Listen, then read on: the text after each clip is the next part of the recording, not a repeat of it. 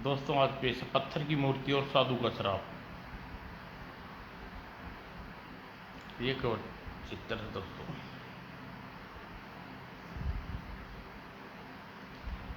अजी सुनो, मैंने सुना है गांव के बाहर एक बहुत पहुंचा हुआ साधु आए हैं, क्यों ना हम भी उसके दर्शन के लिए पुण्य कमाएं। बहुत समय पहले की बात है, हरिपुर नामक गांव में गिरधारी नाम का एक आदमी और उसकी पत्नी कमला के साथ रहता था। संपत्ति के नाम पर उनके पास थोड़ी सी भूमि थी, जिस पर खेती करके वे किसी तरह अपना गुजर बसर कर लेते थे। उनके कोई संतान नहीं थी। एक दिन, हाँ चलो भगवान, हो सकता है कि उनके दर्शन से हमारे कष्ट दूर हो जाएं। उसी समय वह दोनों गांव के बाहर धुनी जमाए साधु के दर्शन करने उनके पास पहुंचे। प्रणाम बाबा, आयुष्मान रहो, बस कहो कैसे आना हुआ। बाबा, हम बहुत ही गरीब हैं, कृपा करके आप हमें धन होने का आशीर्वाद दें ताकि अपना बाकी जीवन सुखपूर्ण बिता सकें। बस हम तुम्हें धनी होने का आशीर्वाद तो दे देंगे, किंतु इसके लिए तुम्हें एक शर्त होगी। कैसी शर्त ऋषिवर? धनी होने के बाद तुम्हारी पत्नी के कोख से जो भी पहला संतान जन्म लेगी, 16 वर्ष के पश्चात तुम्हें उस संतान को हमारे सुपुर्द करना होगा। साधु की बात सुनकर पति पत्नी सोच में पड़ गए।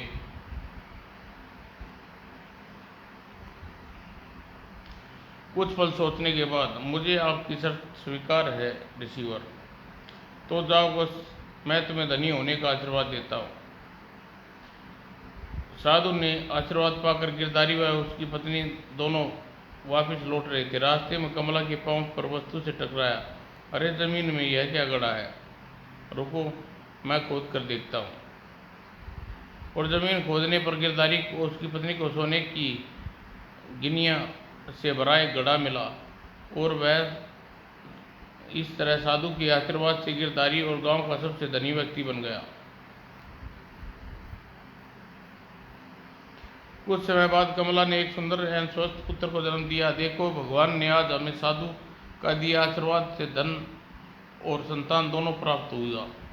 आप ठीक कहते हैं, यह साधु बाबा का आशीर्वाद का फल है। गिरधारी तथा कमला दोनों बड़े लाड पाट से अपने पुत्र का पालन पोषण करने लगे। उनका नाम अभय सिंह रख दिया था। फिर एक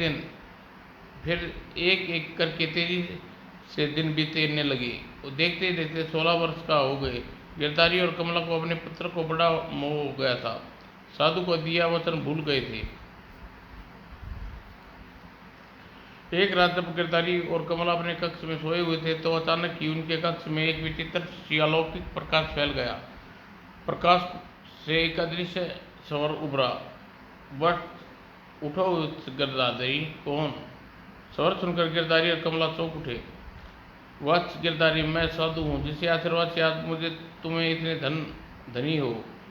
लेकिन लगता है तुमने अपना दिया वचन भूल गए कि अपनी पहली संतान को 16 वर्षों के लिए होते ही मुझे सौंप दोगे। क्षमा कीजिए साधु वल्लभ, मैं कोई पिता अपने कलेजी के टुकड़े को अपने से कैसे जुदा कर सकता है? यदि आपको किसी और चीज़ की आवश्यकता हो तो मुझसे ले लीजिए। साथ ही मैं जीवन भर आपके मन से आपकी सेवा करूँगा, किंतु मेरे अभय को मेरे वचन की डोर को मत बांधिए। साधु बाबा, मूर्ख, कदापि तू पुत्र के मुंह में फंसकर हमारे कोख को भूल गया। जा, मैं तुम्हें शराब देता हूँ कि तुम दोनों पति पत्नी पत्थर की मूर्ति बन जाओ। क्षमा बाबा, साधु बाबा क्षमा। और अब ये भी सुन कि मैं कोई साधु महात्मा नहीं, बल्कि एक जादूगर हूँ। जिन तुम दोनों मिले, मैं एक विशेष प्रयोजन से साधु बनकर भटक रहा था, लेकिन तुम दोनों ने मुझे अपना वचन भंग करके अच्छा नहीं किया। अब इसी सजा भुगतो, अब सारी उम्र सजा भुगतो। कहने के साथ ही कक्ष में फैला अलौकिक प्रकाश लुप्त हो गया।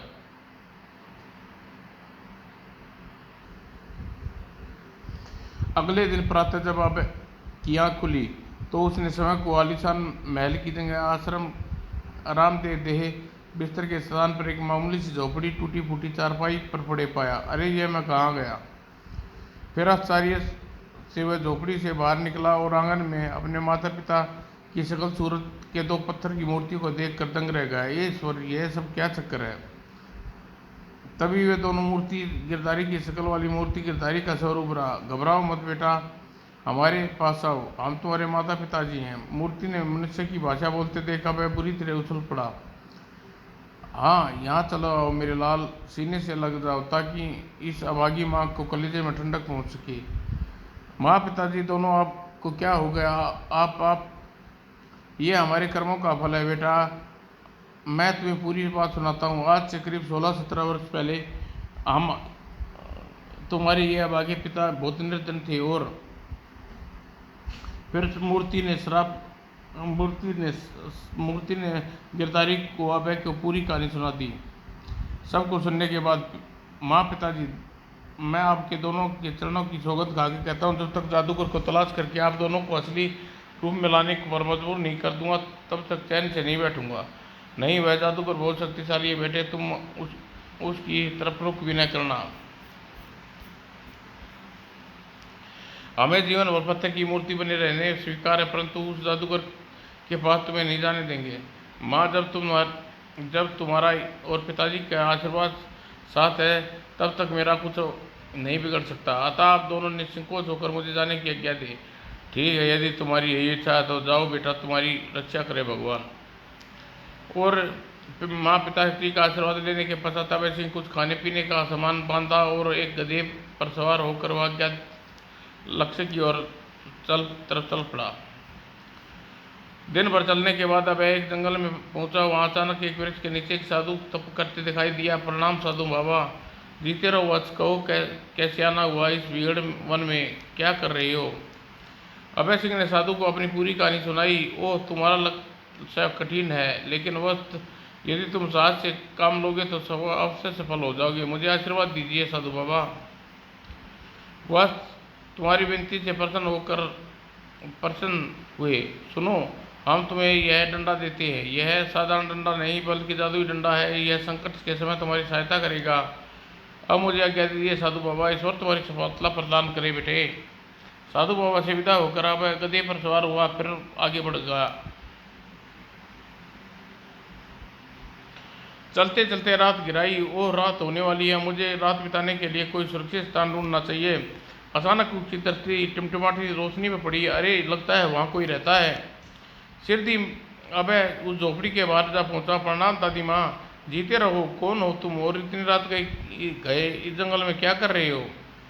मेरा नाम अभय सिंह है दादी माँ, मैं राहगीर हूँ। क्या रात रात झोपड़ी पे विश्राम कर सकता हूँ। क्यों नहीं बेटे, अंदर आ जाऊँ। फिर बुढ़िया दिया भोजन खाकर अभय सिंह सोने के लिए चारपाई पर लेट गया। फिर जैसे ही अभय रात को गहरी नींद सो रहा था तब बुढ़िया का रूप भयंकर होने लगा और वह पंजे बढ़ाई अभय की ओर बढ़ने लगी, परंतु इससे पहले वह कुछ कर पाती अभय का डंडा हरकत में आ गया। बचाओ बचाओ। राक्षसी चीख सुनकर अभय की आंखें खुल गई। यह डंडे को रोको वरना मुझे जान से मार डालेगा। पहले बताओ तुम कौन हो।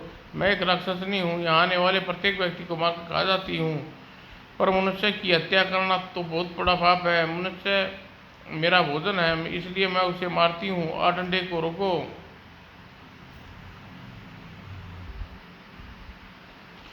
तुमने मुझे भोजन कराया और विश्राम करने के लिए अपनी झोपड़ी में जगह दी है, इसलिए मैं तुम्हें डंडे को रोक रहा हूँ। किंतु तुम्हें मुझे वादा करना होगा, आज के बाद तुम मनुष्य की हत्या नहीं करोगी, मैं वादा करती हूँ। राक्षसी ने वचन लेकर अभय सिंह ने डंडे को रोक दिया। तुम्हें मेरी जान बख्श दी, मुझ पर बहुत बड़ा उपकार किया है, इसके लिए बोलो तुम्हें क्या कर सकती हूँ।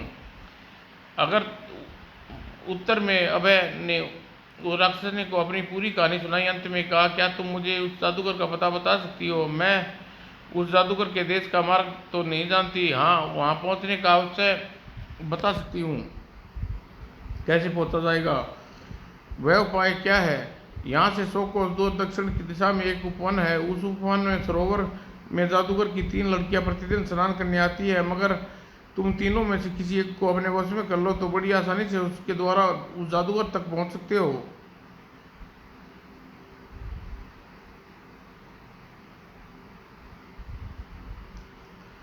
फिर उन तीनों युवतियों में को अपने पंखों उतार कर सरोवर के किनारे रख दिए और स्नान करने के लिए सरोवर के पानी में उतर गई। इससे पहले कि वह स्नान करके बाहर निकल पाती, मुझे इन तीनों के किसी एक के पंख उठा लेने चाहिए। और वह फिर अवसर पाते ही अभय सिंह ने सरोवर में पास रखे उन पंखों में सुनहरे रंग वाले पंख उठा लिए। कुछ देर बाद तीनों युवतियां स्नान करने के बाद सरोवर से बाहर निकली और अपने पंखों के पास पहुंची तो उन्हें सुनहरे पंखों वाली युवती के पंख नहीं पाकर आश्चर्यचकित रह गई। अरे बहन हेमलता, मेरे पंख कहाँ गए? यहीं कहीं होंगे, पास रखे होंगे बहन किरणलता। और वापस अपने स्थान पर छिप गया। काफी ढूंढने के पश्चात किरण को अपने के पंख नहीं मिले। बहन हेमलता, मैंने आसपास सभी स्थानों पर देख लिया किंतु मेरे पंख कहीं नहीं मिले। तुम कुछ देर यहीं रुक जाओ, मैं आगे जाकर ढूंढती हूँ। क्षमा करना, रात होने वाली है, पिताजी के आज्ञा अनुसार हम यहाँ नहीं रुक सकती। इतना कहकर हेमलता पुष्पलता अपने पंख पहने और आकाश में उड़ गई। हे भगवान, अब क्या होगा? उन दोनों को जाने के बाद किरणलता वहीं सरोवर के किनारे बैठकर फूट फूट कर रोने लगी। फिर कुछ देर बाद अचानक उस स्थान पर आते किरण अपनी जगह से उठी और तेज स्वर में बोली, अगर किसी व्यक्ति ने मेरे पंख उठाए हैं तो कृपया मुझे लौटा दे। मैं प्रतिज्ञा करती हूँ कि इस व्यक्ति की उम्र मुझसे बड़ा हुआ तो वह मेरे पिता समान होगा, यदि छोटा हुआ तो भाई समान होगा, अगर मेरी उम्र के बराबर होगा तो मैं अपना पति बनाऊंगी। अभय सिंह को मानो उसी क्षण की प्रतीक्षा थी। अगले ही पल वह झोपड़ी से बाहर निकला और किरणलता के सामने जा खड़ा हुआ। मैं अब अपना पति स्वीकार करती हूँ, कृपया मुझे अपना परिचय दीजिए। मेरा नाम अभय सिंह है, तुम्हारा नाम क्या है? मेरा नाम किरणलता है, लेकिन इस उपवन में तक कैसे पहुँचे और मेरे पंख किस कारण से उठाए थे?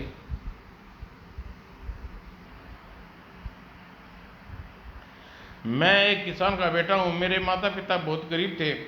एक बार हमारे गांव में एक साधु आया। अभय सिंह ने किरणलता को सब कुछ विस्तार से बता दिया। सब कुछ सुनने के बाद किरणलता ने गंभीर स्वर में बोली, ओह, तो मेरे पिता के कारण आपके पिता पत्थर की मूर्ति बन गए। हाँ, और मैं चाहता हूँ कि मेरे पिता फिर से अपने असली रूप में आ जाएं। यदि आप मेरे पिता का एक काम कर दें तो आपके पिता को ठीक कर सकते हैं, किंतु वह कार्य बहुत कठिन है। मैं अपने माता पिता को ठीक करने के लिए मैं दुनिया का कठिन से कठिन कार्य करने के लिए तैयार हूँ। कृपया मुझे इस कार्य के बारे में बताइए। तो सुनिए, मेरे पिताजी कालकेतु एक जादूगर चंडाल दोनों एक दूसरे के दुश्मन हैं। एक दिन चंडाल ने बहुत तपस्या करके नागपुर के राजा को अपने वश में किया तो और मेरे पिता की हत्या करने के लिए कहा। रात्रि के समय नागराज ने मेरे पिता को शयन कक्ष में प्रविष्ट हुए। तभी आहट पाकर मेरी माता की आंखें खुल गई और जैसे ही नाग ने मेरे पिता को डसना चाहा, उसने बचाने के लिए मेरी माँ ने अपना हाथ आगे नागराज के आगे कर दिया। मेरी माता को डसने के पश्चात नागराज वहां से अदृश्य हो गए। नागराज के बाढ़ के जहर से मेरी माँ मरी नहीं, परंतु उसका शरीर लकवे जैसी स्थिति में हो गया। हे काली माँ, मेरी पत्नी को यह किस पाप की सजा मिली है?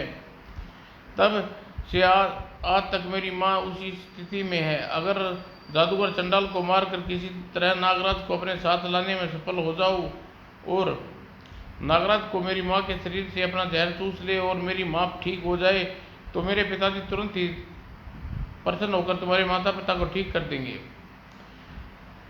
मुझे तुम्हें जादूगर चंडाल के पास पहुंचाने का मार्ग बताओ। मैं तुम्हारे वचन देता हूं कि जादूगर चंडाल को मारकर नागराज को अपने साथ लेकर पूरी कोशिश करूंगा।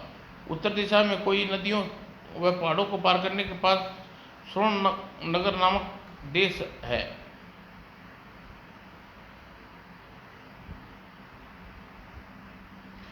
जादूगर चंडाल उसी स्वर्णनगर का राजा है, किंतु उस देश में पहुंचना कठिन कार्य है, क्योंकि मार्ग में आपको बहुत कई तरह की कठिनाई का सामना करना पड़ सकता है। चाहे मुझे कितनी भी कठिनाई का सामना क्यों न करना पड़े, क्योंकि मैं स्वर्णनगरी तक अवश्य पहुंचूंगा और जादूगर चंडाल को मारकर वापस लौटूंगा।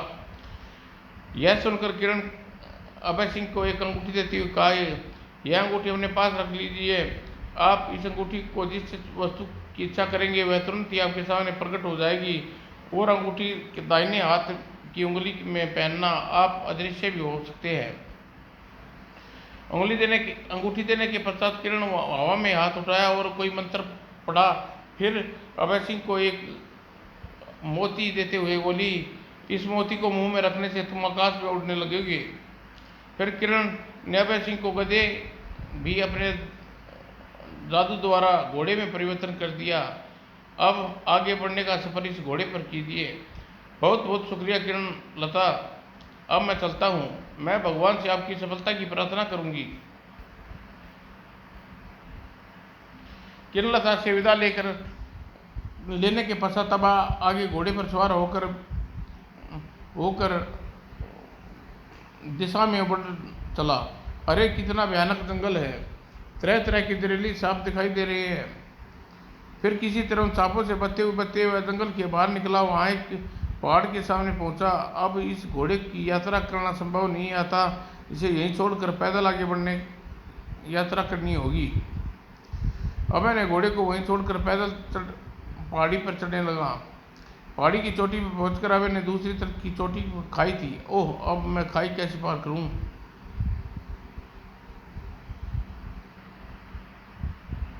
तभी अभय सिंह को किरण लता का द्वारा दिया गया मोती का ध्यान आया। उसने तुरंत मोती को निकाला और अपने मुंह में रख लिया। मोती को मुंह में रखने पर अभय सिंह का जिस्म हल्का होने लगा और गुब्बारे की समान हवा में उड़ने लगा, और अगले ही पल वह खाई के ऊपर था। खाई के उस पार पहुंचकर उसने अभय सिंह ने मोती अपने मुंह से निकाला। वाह, यह मोती तो बड़ा चमत्कारी है। फिर मोती को अपने वस्त्रों में रखकर होने के पश्चात अभय रास्ते पर आगे बढ़ने लगा।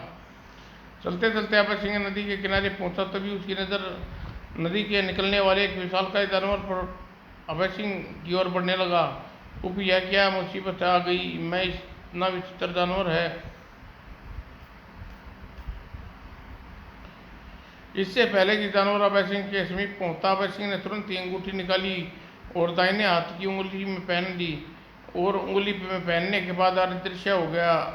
अभय सिंह को अपने सामने न पाकर विशाल जानवर क्रोध से चिलमिला उठा। हूंसी हूंसी। जानवर को लौटता देख अभय सिंह ने अपने दाएं हाथ की उंगली उतार ली और अंगूठी उतार ली। अंगूठी उतारती हुई फिर से दिखाई देना शुक्र है बोला टली। अब अभय सिंह को बड़े जोर से भूख लगी थी। मुझे आगे बढ़ने के बाद भोजन कर लेना चाहिए। और अभय सिंह ने तुरंत ही अंगूठी को भोजन की इच्छा प्रकट की। अगले क्षण सामने तरह तरह की स्वादिष्ट पकवान उपस्थित हो गए। अभय सिंह ने जमीन में बैठकर भोजन करने लगा।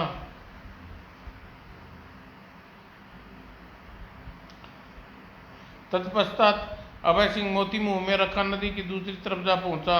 अब आगे की यात्रा हेतु मुझे एक घोड़े का आवश्यकता होगी। उसने विचार दिमाग में आते ही अभय सिंह ने अंगूठी एक घोड़े की इच्छा प्रकट की। अगले ही पल क्षण अभय सिंह के सामने एक सफेद रंग का घोड़ा प्रकट हुआ। वाह, कितना शानदार और स्वस्थ घोड़ा है।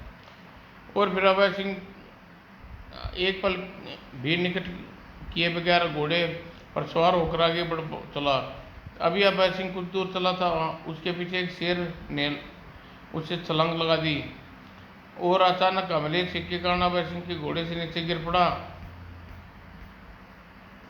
नीचे गिरते ही अभय सिंह ने अपने वस्त्रों में छिपी कटार निकाली और जैसे ही अभय सिंह पर छलांग लगाई, अभय सिंह ने कटार का भरपूर वार शेर की गर्दन पर किया। शेर जमीन में गिरकर कुछ क्षण के लिए तड़पा और शांत हो गया। दूसरी ओर जय महाकाल। और शेर को मारने के पश्चात अभय सिंह फिर घोड़े पर सवार आगे बढ़ चला। उठो जादूगर चंडाल, महाकाल आपने मुझे दर्शन पाकर धन्य हो गया हूँ। चंडाल, मैं तुम्हें सावधान करने आया हूँ। मैं आपकी बात नहीं समझा, तात्पर्य नहीं समझा महाकाल।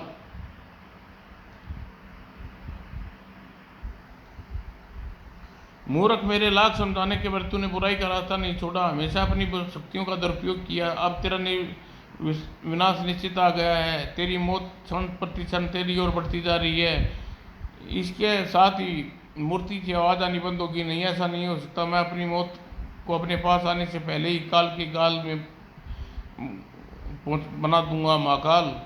और अगले ही पल एक कक्ष में जाकर यह जादू बोले, बता कौन है जो मेरी मृत्यु है बनकर इस ओर बढ़ रहा है। अरे तभी टे टे टे टे, अब तेरा निकट आ गया है, अंत निकट आ गया है चंडाल। अब तुझे तेरी मृत्यु से कोई नहीं बचा सकता। खामोश जा मूर्ख स्त्री, क्यों अपनी मौत को बुला रही है? जानती नहीं मैं अमर हूँ, मुझे कोई नहीं मार सकता। अगले ही पल मेरा त्रिसाल भवक शाम भट्ट मेरे लिए क्या हो गया है स्वामी? चामुंडा, उत्तर दिशा में हमारी ओर एक युग हमारे नगर की ओर बढ़ रहा है, बढ़ा जा रहा है, जाओ उसे समाप्त कर दे। जो क्या स्वामी? हाँ, अब देखता हूँ वह युग को मौत से कौन बचाता है। उधर घोड़े पर सवार हुआ अभय सिंह बड़ा चला जा रहा था। अचानक कहा, ये भगवान, ये राक्षस कहाँ से आ गया? तभी चामुंडा ने एक सांड का रूप धर लिया और वह पूरे वेग से अभय सिंह की ओर दौड़ने लगा। जैसे ही सांड अभय सिंह के समीप पहुंचा, अभय सिंह ने उछाल मारी और एक तरफ हट गया। सांड अपनी जोक में पेड़ से टकराया। अपना वार खाली जाते देख चामुंडा अपने असली रूप में आ गया और अपने मुंह से आग की लहरें छोड़ने लगा।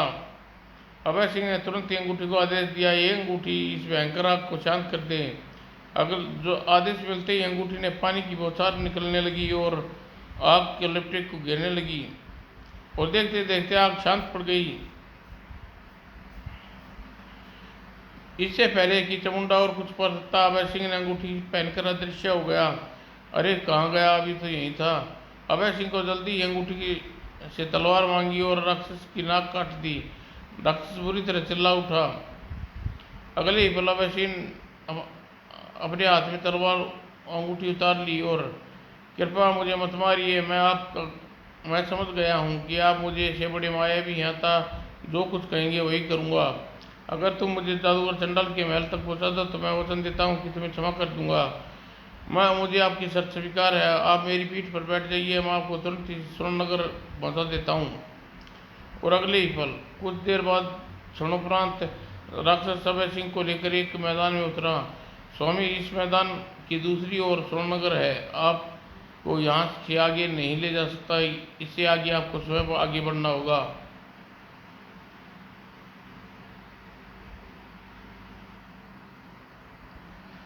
ठहरिए स्वामी, ये एक बात आपको बताना भूल गया। वह क्या? सुवर्णनगरी के रक्षक जिंगारू नाम का एक दैत्य है जो बहुत शक्तिशाली है। आपसे निपटे बिना आप सुवर्णनगरी में प्रवेश नहीं कर सकते। बहुत बहुत धन्यवाद राक्षस मित्र। मैदान को पार करते ही अभय सिंह सुवर्णनगर के विशाल द्वार के पास पहुंच गया। वहाँ एक दैत्य नजर आया। वो तो यह है जिंगारू दैत्य। तभी जिंगारू की दृष्टि अभय सिंह के पर पड़ गई। वह भयानक स्वर में दौड़ा और उसकी तरफ झपटा। ईश्वर, इस पहाड़ से किस तरह निपट पाऊंगा?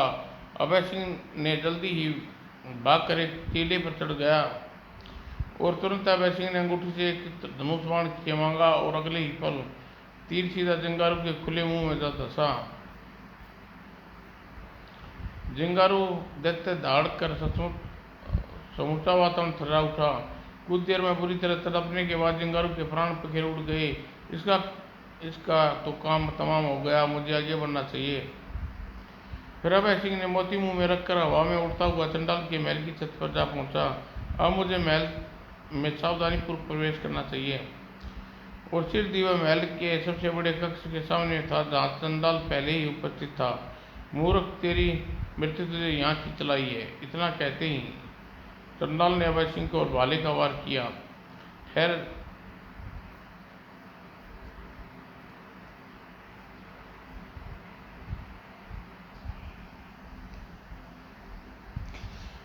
अभय सिंह ने फुर्ती से एक तरफ झुककर भाले के वार से बच गया। अपने वार को व्यर्थ जाता देख चंडाल ने पुनः हवा में हाथ उठाया और मंत्र पढ़ा। चंडाल अपने हाथों में तलवार देखकर अभय सिंह ने फौरन अंगूठी से तलवार देने का हुक्म आदेश दिया, पर और पलक झपकते ही तलवार उसके हाथ में आ गई। दोनों खूनी ढंग से आपस में भिड़ गए। काफी समय तक लड़ने के पश्चात अवसर पाकर अभय ने अपनी तलवार का भरपूर वार दाईं इंगली हाथ पर कर दिया। वार होते देख चंडाल का हाथ कटकर जमीन पर गिर गया, किंतु इससे अगले ही क्षण चंडाल का कटा हुआ हाथ पुनः जुड़ गया। यह देख अभय सिंह ने आश्चर्य रह गया। उसने अपने उसी समय नष्ट किए बिना तलवार के कई बार चंडाल पर किए, किंतु चंडाल पर अभय की किसी वार का कोई प्रभाव नहीं पड़ा। हे भगवान, अब मैं क्या करूं? इसके शरीर पर तलवार का कोई वार नहीं पड़ रहा। तभी पिंजरे मन तोता बोला, माथे पर मारो, माथे पर। तोते की आवाज सुनकर अभय सिंह चौंक पड़ा। वो तोते के कहने का मतलब है चंडाल की जान उसके माथे में है। फिर अभय ने अपनी तलवार का वार चंडाल के माथे पर किया। माथे पर वार पड़ते ही चंडाल जमीन पर गिर पड़ा, कुछ पल तड़पा और शांत हो गया। चंडाल के मरते ही तोते वाला पिंजरा गायब हो गया और अभय सिंह के सामने एक सुंदर स्त्री खड़ी थी। हे ईश्वर, यह क्या चमत्कार है!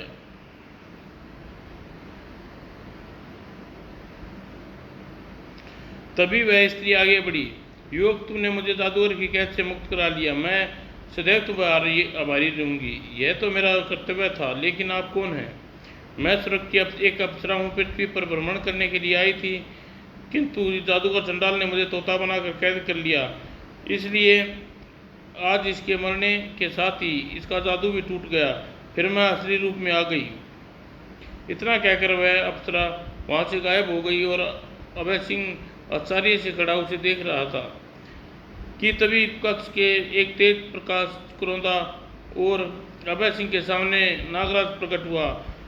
युवक, तुमने जादूगर चंडाल का वध करके मुझे उसकी कैद से मुक्त करा दिया। अब मैं तुम मेरे स्वामी हो।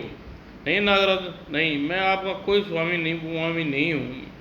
आप मेरे गुलाम नहीं, आप मेरे गुलाम हैं। नहीं, आप मेरे गुलाम हैं, किंतु अभी आपसे एक प्रार्थना अवश्य है। यदि आप मेरे साथ चलकर जादूगर कालकेतु की पत्नी के शरीर से अपना जहर चूस ले, तो ताकि उसके जीवन मिल सके। तुम धन्य हो युवक, तुम्हारी इच्छा अवश्य पूरी करूंगा। आओ हम सब पहले कालकेतु के महल चलते हैं।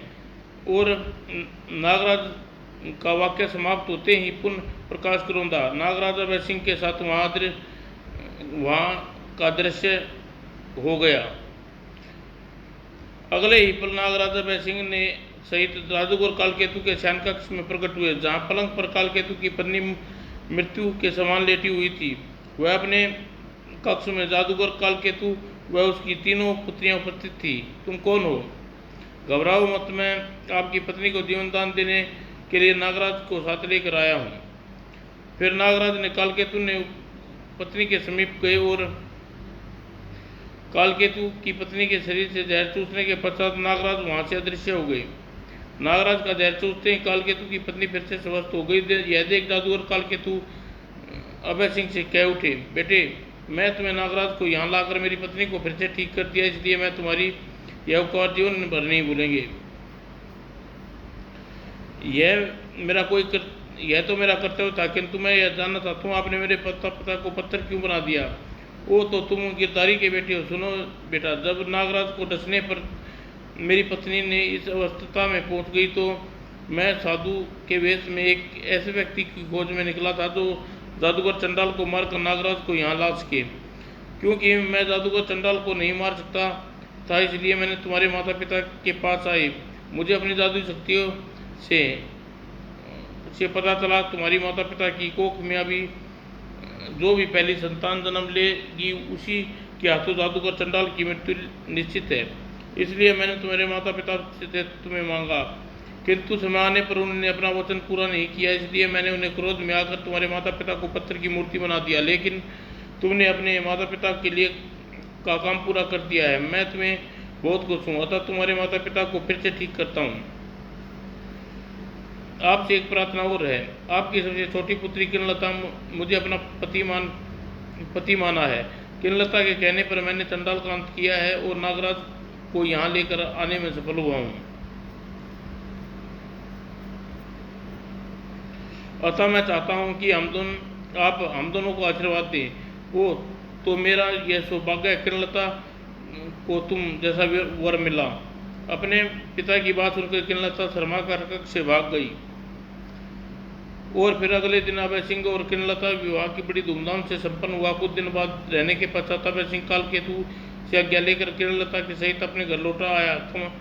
उधर कमला व गिरधारी केवल अपने वास्तविक रूप में आ चुके थे, बल्कि उन्हें पहले से ज्यादा धन दौलत और सुख सुविधा मिली थी।